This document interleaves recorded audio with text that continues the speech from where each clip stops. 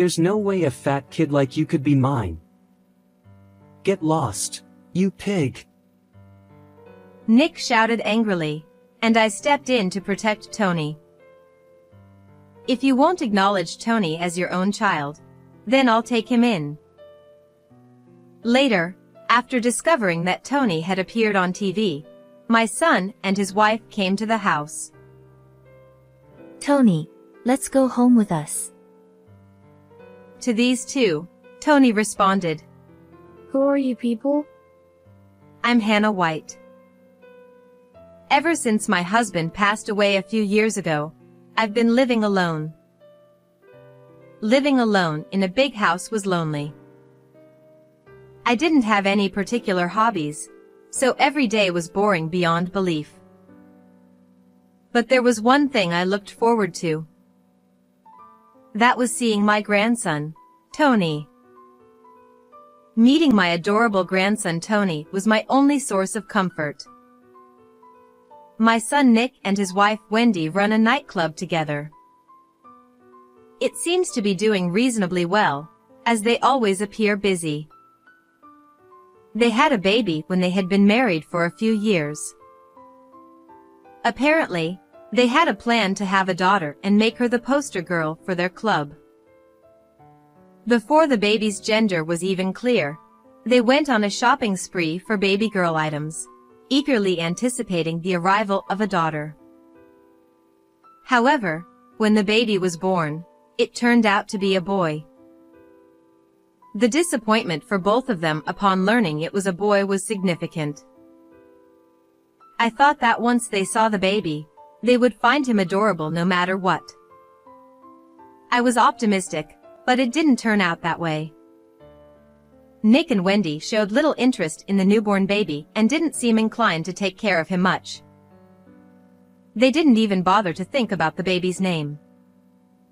I got fed up and suggested several options, from which they eventually chose the name Tony. They never showed any interest in Tony, no matter how much time passed. They were determined to have a girl next time, but they never conceived again. Over time, Wendy started to harbor what seemed like hatred towards Tony. Our plan was ruined because Tony wasn't a girl. It's all your fault. It seemed like Wendy harbored such misplaced hatred within her. Furthermore, Nick also started to adopt a cold attitude towards Tony, influenced by Wendy. If I had intervened at that point, perhaps things wouldn't have turned out this way. Eventually, Wendy stopped cooking meals for Tony. Wendy would leave a $5 bill on the table every day before heading out to work, and she wouldn't return until nearly dawn. Tony would spend the long evenings and nights alone. It must have been incredibly lonely for a young child to wait for their parents to come home all by themselves. Tony would use the money Wendy left to buy food from the convenience store every day.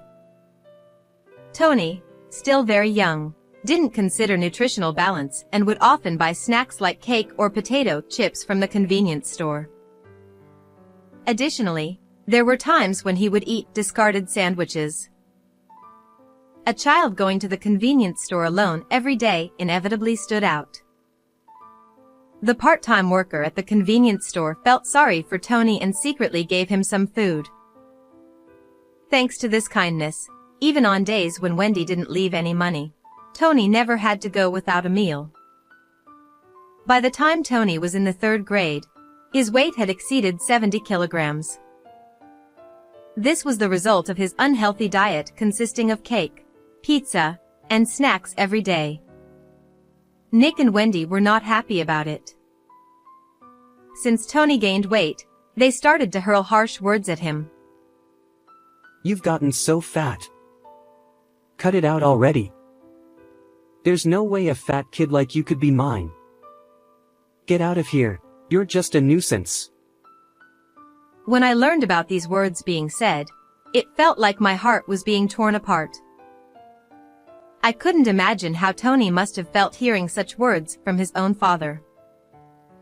I worried about Tony, so I sometimes visited his house to check on him. I had a faint sense that Nick and Wendy harbored resentment towards Tony from their tone of voice. I visited them occasionally, partly to make sure that nothing terrible was happening to Tony. Unfortunately, one day, my fears turned out to be true. There's no way a fat kid like you could be mine. Get lost, you pig. As I opened the front door, I heard Nick's shouting. I hurried towards the direction of the sound and saw Tony lying on the floor. Judging from him holding his cheek, Nick probably had hit him.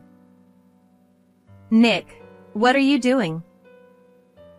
I rushed to Tony's side and pulled him away from Nick to protect him.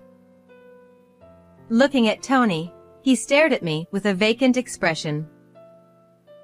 It seemed like he had resigned himself to something, and I regretted causing such an expression on his still young face. Nick hadn't noticed my presence. His eyes were wide open as if they were about to pop out of his head. Do you even realize what you're saying? Tony is undoubtedly your child. I shouted at Nick. Even though Tony was my own child, I couldn't comprehend Nick's thinking at all. It was unbelievable to subject Tony, who was innocent, to such treatment just because he wasn't the desired girl. If you won't acknowledge Tony as your own child, then I'll take him in. My sudden words left both Tony and Nick bewildered. From there, things progressed smoothly. Nick and Wendy eagerly jumped at my offer, seeing it as a convenient way to get rid of their problem. Thank you, Mom. Now we can focus on running the business, right, Wendy? Yeah, thank you so much. On the day I took Tony in, they said these words with brighter smiles than I had ever seen on them. Their smiles made me feel sad. I realized just how little they had cherished Tony. I had been watching, thinking that being with his biological parents would make Tony happy, but seeing this made me strongly regret not taking him in sooner. On our way back home, Tony said something like this. I'm sorry. I'll grow up quickly and leave. What is he saying? When I asked him again, Tony was expressionless. You regret taking me in, don't you? You've been making scary faces since earlier. Did I have such an expression? Tony looked down sadly. It's not that. I regret not doing this sooner. If only I had let go of the idea that being with my biological parents would make me happy sooner. That's right. I don't regret taking Tony in.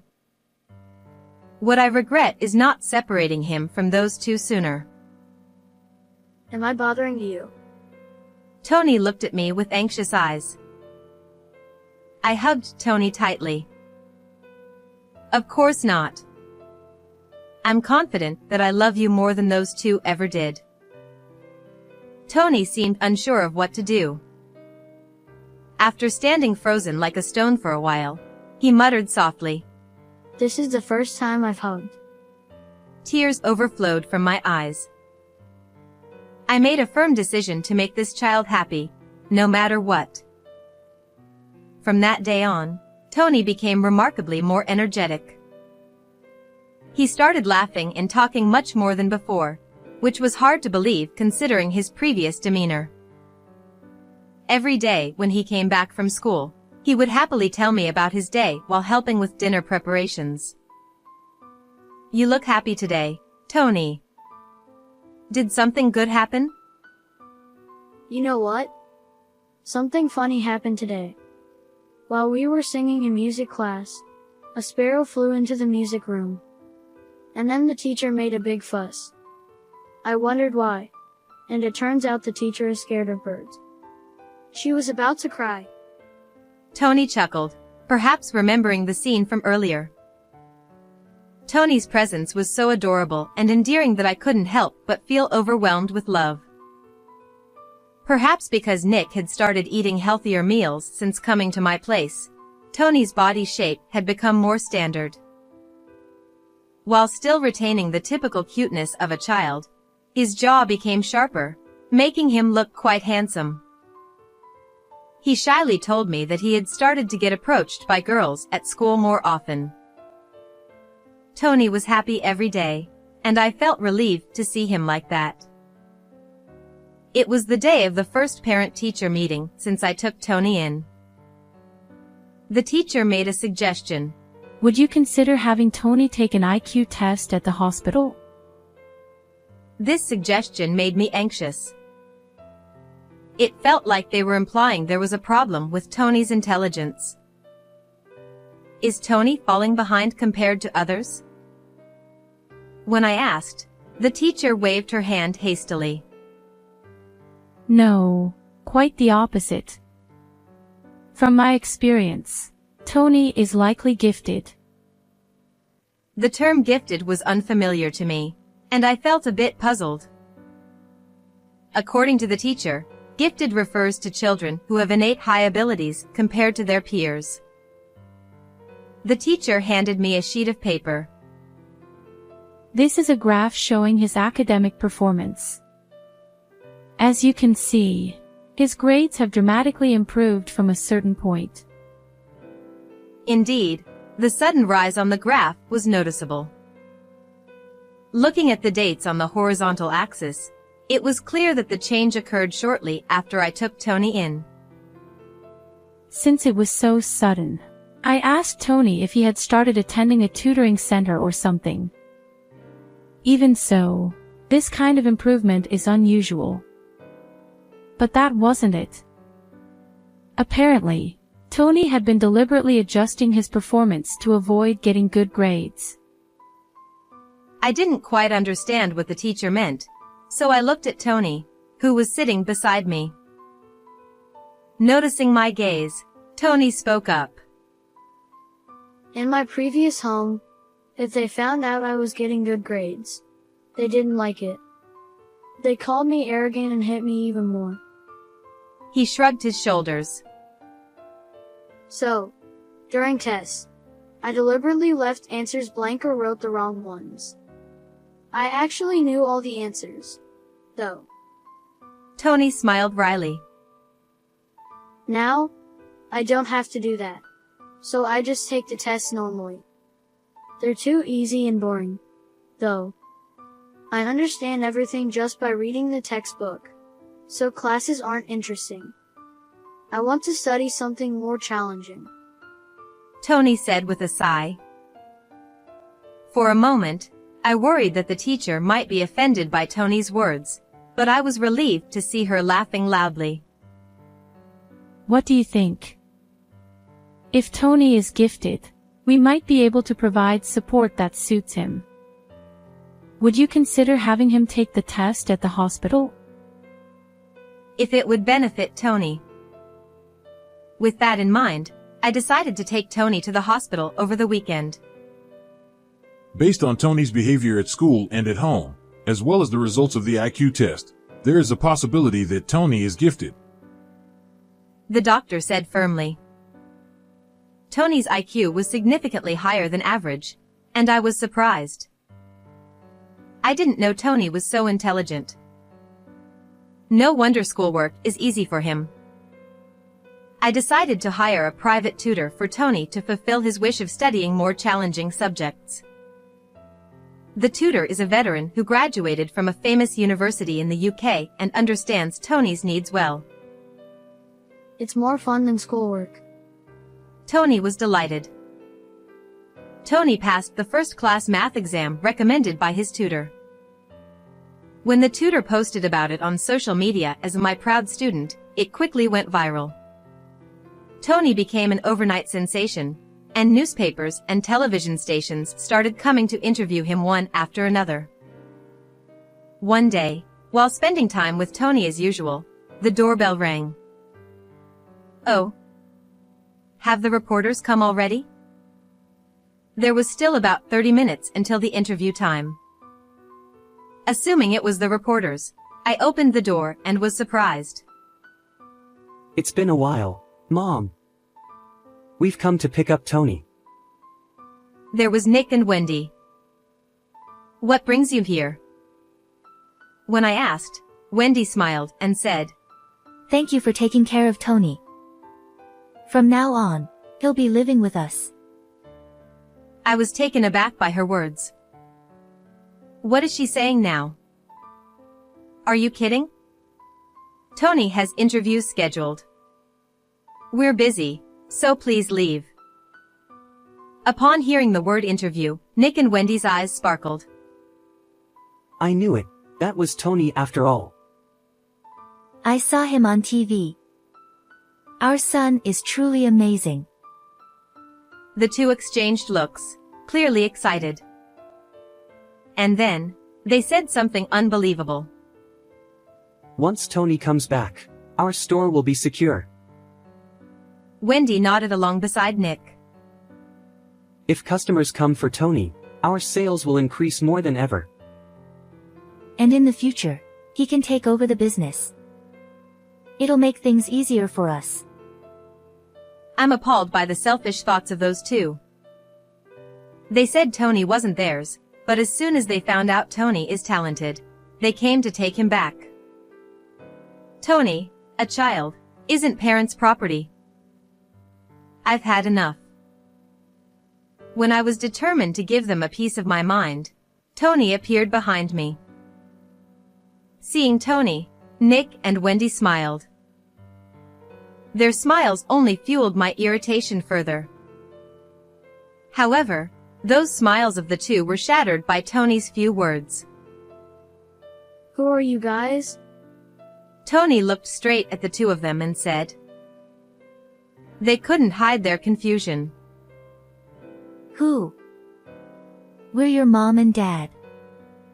You're our dear child I gave birth to with a lot of pain.